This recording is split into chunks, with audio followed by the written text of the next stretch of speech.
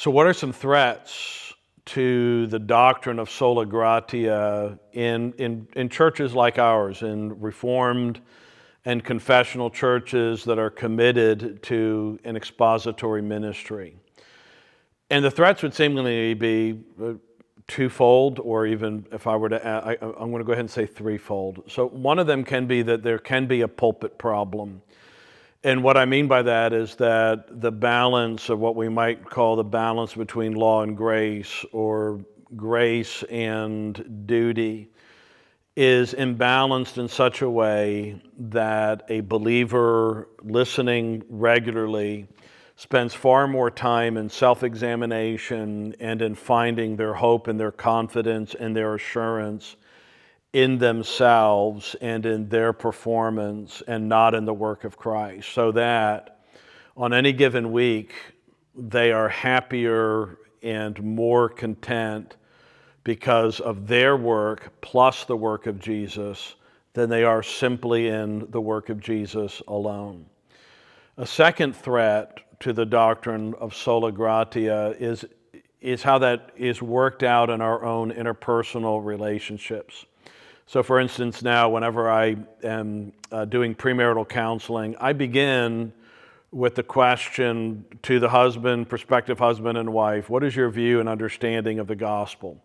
How do you deal with yourself in your guilt and in your sin?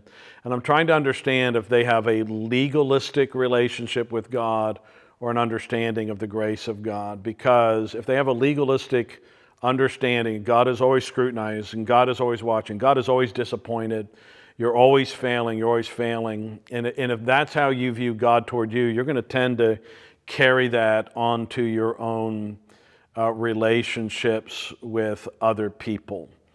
And then a third aspect of that, where the doctrine of grace alone is denied, is sometimes seen in our evangelism, where we're attacking sin and we are calling people, it seems sometimes more to change your behavior, change this and change that, than we are in preeminently presenting a message of grace apart from works unto salvation.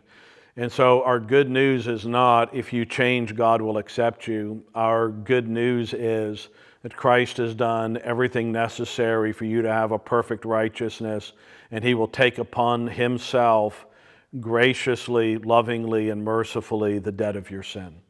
So on October 31st, here at the location of the Reformed Baptist Church in Louisville, where I am sitting here today, we are having a Sola Gratia conference.